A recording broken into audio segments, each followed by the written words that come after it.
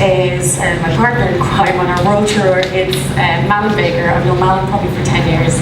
Mallen has spoken at many of our conferences over the past decade. He is a guru with a capital G on sustainability. He worked with the business community in the UK. He has his own great communications organisation called Daisy Wheel Interactive. Subscribe to his YouTube channel. He has brilliant videos, really pacey videos that are really engaging. So I'm delighted to welcome Mallen Baker.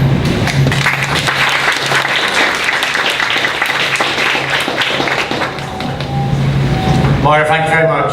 Whoa, that was a little startling. So, as I said yesterday when Moira introduced me, I believe that the word guru came from the fact that journalists are too lazy to write out the word charlatan in full. And so that's what brings me here today. And I'm delighted that we're being hosted by Heineken. When they asked me what I was going to talk about, and particularly what examples was I going to give of excellent external communications, I said, well, first and foremost, the first example would be Heineken. And he said, excellent, because they're going to be hosting it. I thought, damn, that means people will think I'm just sucking up to have a host. But actually, when it comes to the stuff that I'm going to be talking about, Heineken, in relation to their corporate social responsibility communication, have actually done a lot more than anybody else I have seen worldwide. They also do some of the best advertising, and one of the top tips for advertising that you can get from Heineken is get PepsiCo to do a really crap version first, and then show what it looks like when you do it right. And actually that advert, as a diversion, you know the one I mean, about the people come together, one virulently anti-climate change, one virulently pro, and so on and so on. And then they get shown the video after they've bonded as human beings. They get shown the video that shows the opinions that each have got. And there's two bottles of Heineken just placed on the bar. Said you can stay or you can continue to chat. And it's so powerful. It does so well, while the PepsiCo one didn't, because the star of the show was ordinary people who you could recognise yourself in. It addressed a really key issue of our time, because we know we're in this fractured society. We know that this polarisation we've seen over the last year is kind of, it's a new ramping up of something that maybe was there before, but it's certainly more visceral now than it ever has been. It is a problem. And Heineken wasn't the hero of the story. They just facilitated the experiment. You know, one can of Pepsi may change the world. Heineken just facilitated discussion. It was so sure of touch and very much onto our agenda, which is very interesting. But I'm not going to talk about mainstream advertising, because mainstream advertising is communication. Obviously that's all about marketing. But also, mainstream advertising is being rocked by the same revolution that CSR communication should be being rocked by, but at the moment isn't yet addressing. Can I just check with you here, how many of you, as CSR practitioners, I'm assuming most of you are, see at least part of your job, because part of your job, of course, is driving performance in your business and trying to get the best and get internal buy-in and all those wonderful things. How much of what you are here to do is about external communications, building an external audience for what you do in CSR? Just show of hands if that's you. Because if there's nobody in the room who puts a hand with that, I might as well go. Okay, most of you. How many of you, and possibly some of you who didn't put your hands up, would say that your job would include facilitating internally with your communicators so that some of the values that you're talking about are recognised in the mainstream communication? Most of you again, including some of the people I've seen put their hands up before. That's okay, that's very interesting. It comes down to then the purpose of communication, what we think we as CSR practitioners are going to get out of that process. Surely it is about building an audience of external stakeholders, quite a wide group of stakeholders, may include customers, may include employees, of course, because employees are also consumers of what we say externally and can often be a very powerful audience for that, as well as suppliers, as well as regulators, and so on and so on. You know who all those groups are. The purpose of communication starts with whether or not the communication is aimed at its intended target, what the purpose, when it's received and understood, what's going to happen as a result of it. I've said before at a Business in the Community Ireland event, one of my areas of perpetual fascination is the London Underground communication processes, whereby if you go to London Underground at a particularly busy time, there will be a person stood on the platform with a megaphone saying, please use all available doors. Now, you understand there's a purpose behind this attempted communication. The attempted communication is to try to resolve bottlenecks, because the way that the stations are laid out is that people can accumulate in one area, and it's much better if they spread down. I do not believe in 10 years that I've been hearing people with megaphones making that message, one single person has ever changed the door they were intending to get on as a result of hearing that message. Not one. So how can that still be going on after 10 years? Presumably because although there's a good reason for trying to make the communication, nobody's measuring the success of that communication. There's no feedback loop to say, well look, hang on a moment, in terms of solving this problem, this is actually really not working. Nobody's job depends on it, nobody's being judged by the numbers of it, therefore it still goes on. Completely ineffective communication, lots of people being employed to do that for part of their day. Now I say this to you because we are guilty of this within the CSR community, because we've already had a reference earlier today about, well, nobody reads the reports and so on, and yet the reports are our principal form of communication. It's what we put the most effort into, it's what we put the most resource into. And that's largely because we're not being held to the numbers that say, okay, how are we reaching out to stakeholders? How is what we're doing engaging with our key audiences? How do our values get reflected in how people understand our brand? I mean, in the absence of that push, we all know that we want this to be higher profile. If it's higher profile, it's taken more seriously. If it's taken more seriously, you get more internal buy-in. The company will do bolder things because it's starting to define its identity this way. This is what you want. But no one's going to push you internally to do it. Unlike your marketers get judged by numbers all the time. So the fact that everything has changed when it comes to communication, some of your marketers are over this like a rash, and some of them are slow to the party. But nevertheless, we at least know what that looks like. And everything has changed when it comes to communications. Why? Say that louder. Social media. This. If you're interested in solid communications, you go to where the attention is. All of our attention is now on this. How many of you think, oh, millennials are ridiculous because they spend all their time on their phones? Few of you nodding sagely. Fine, you're just going to have to get used to it. It is the way that the world now is. You can sit there and say, oh, these stupid people sit next to each other, sending each other texts. This is how communication is happening. And it is transforming the way that we communicate with each other. It's transforming how we see each other. We've seen it's also creating problems that we have to resolve. Part of that polarization. We now understand that possibly the Trump campaign managed to utilize this technology in a much smarter way than we've ever seen before to persuade people to end up getting President Trump elected. And it wasn't just about getting their message over to their potential voters, it was about getting the right negative messages over to potential Hillary voters to persuade them to stay at home. We've never seen the power and subtlety of how we can manipulate and persuade people understood with the owners of such vehicles of mass persuasion before. And we all have to come to terms with it. Now, where is the CSR department when it comes to social media?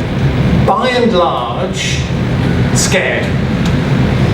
By and large, somewhere over here, either because you've got your mainstream communications people well over there who you occasionally see in the corridor but you don't have an ongoing relationship with, who do all that, or partially just because you don't really know how it works and you're scared to get involved, partially occasionally because you're on Twitter and you tweet links to articles and to your report and you think, that's it, we do social. If you look at how the marketers are doing it, what they are using the internet for, because let's not talk about social media anymore. Social media is just a word that is now the internet. This is how the internet works. The marketers now use this to create compelling content, to use that compelling content to reach out to external audiences that will engage with that content, to build up regular communication with that target audience, to gain an emotional connection, to gain an emotional relationship. Now, does anything in there sound alien to what you think you might be trying to do with your stakeholders? Because the tools by which marketers do this are now very well understood. You know, creating pillar content that will reach out to where people currently live. You go to them, they don't come to your report. You go to where they currently gather, on areas that interest them, and areas that excite them, and areas that frighten them. Give them something compelling and interesting that makes them want to engage with your content. You give them more content that is higher value, that gives them something extra. And in return, they'll give you permission to be back in touch. They'll give you their email address. They'll add you to a stream that they follow. And then you follow that up with something even more engaging, which in the marketer's sense is intended to tip them over into a buying relationship. In your sense, we're talking about engagement. Because ultimately what we want is engaged stakeholders. Social media was built for engagement. CSR teams should be over this like a rash. So why isn't it happening? I would invite you to tell me why it's not happening for you. Heineken do really well at this. They don't do all of the things, but nobody does all the things. But the content they produce is exactly the sort of compelling content that I'm talking about. And it's not about the fact that Heineken is a wonderful company, and I'm going to tell you later that video is king. But when I say video is king, I do not mean frightened rabbit videos where your CEO is staring into the lights saying, at company X, sustainability is part of our corporate DNA, blah, blah, blah, blah, blah, blah. Those videos are not king. Nobody watches those beyond the first 10 seconds.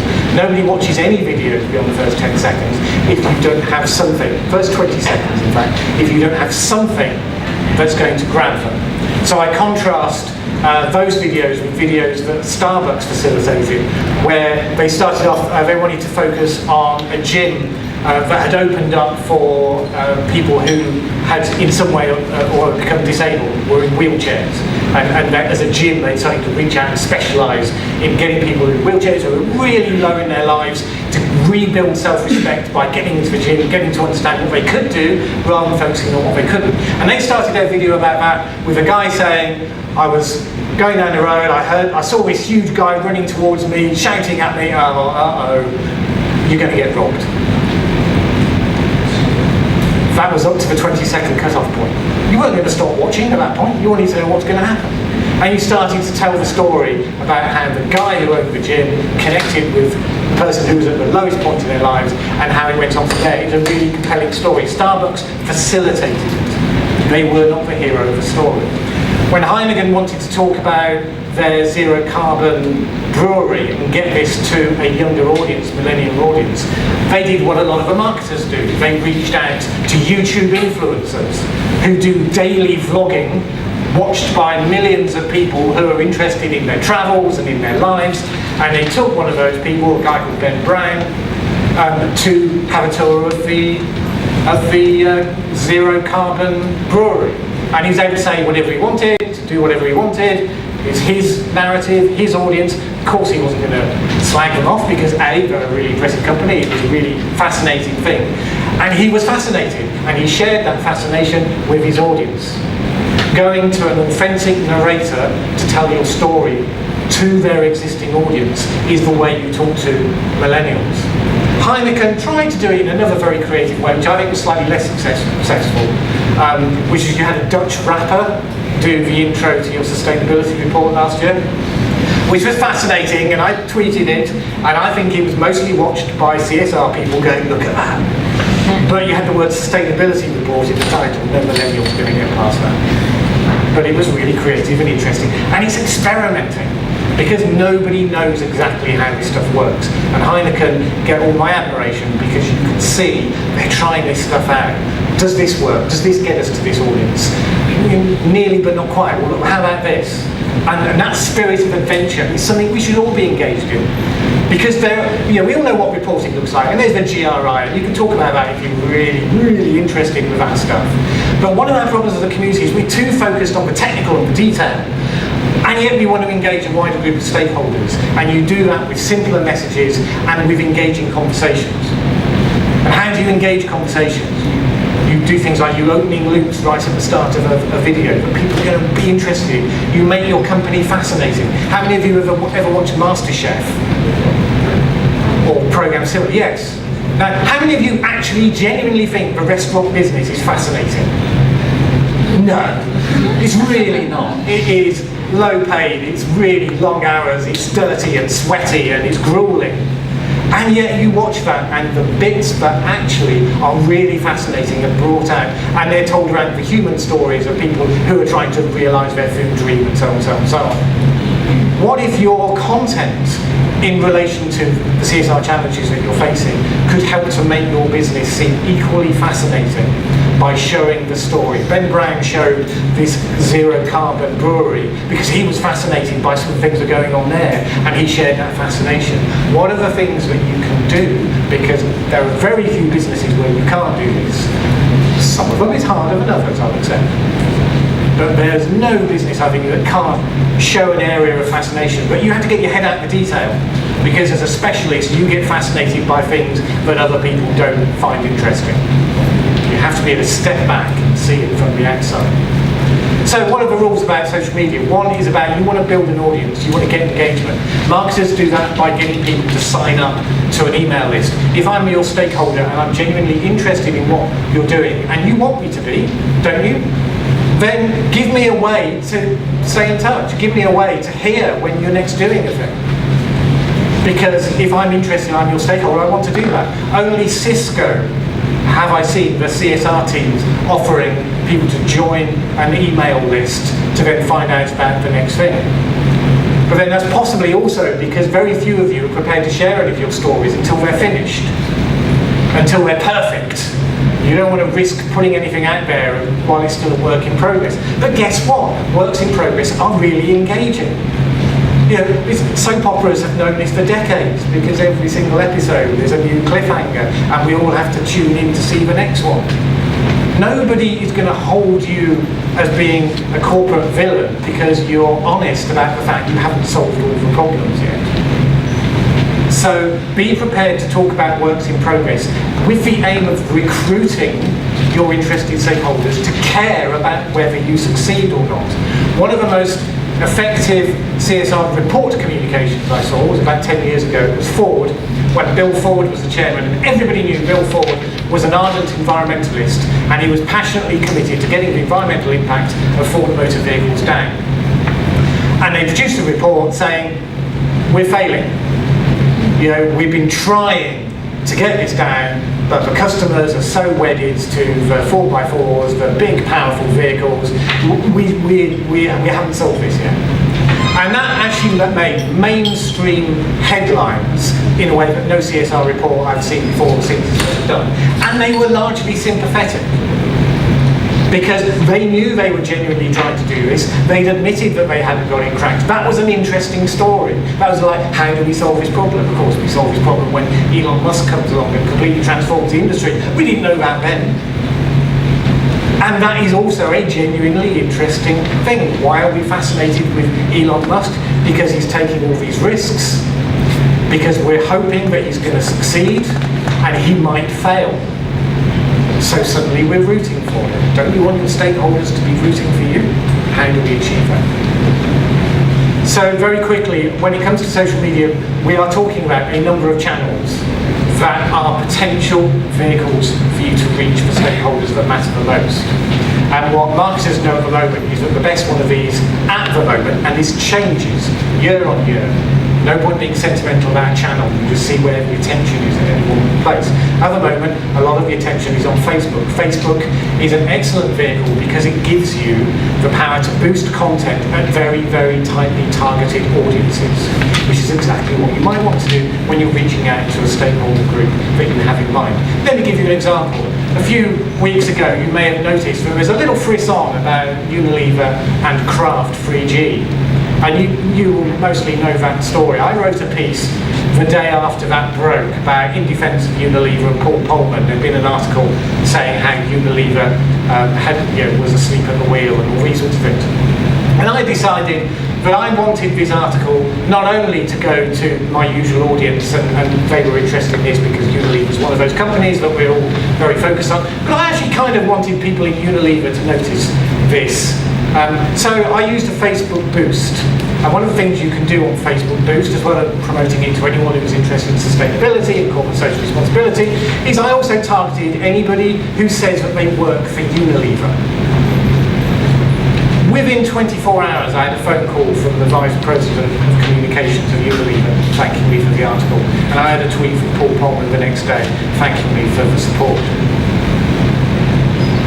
That's just one example about how if you want to reach your own audience, if you want to reach an important external audience, 20 minutes, then that channel gives you that targeting capability. Think about how that would enable you to reach stakeholder groups that you can define.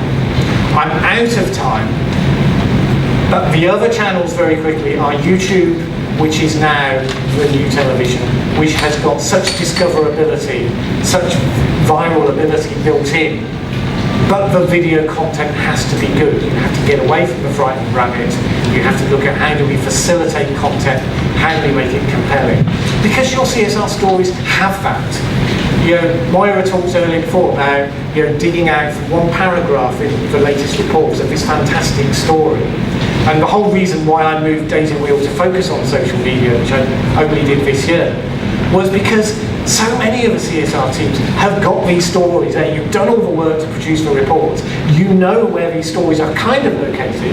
You haven't turned them into stories, and you don't necessarily know how to use the best social media channels to get them to the best target audience who will actually respond to those. But that's everything to play for.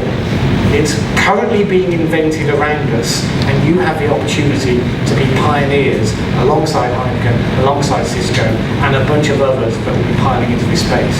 Thank you very much indeed for your attention.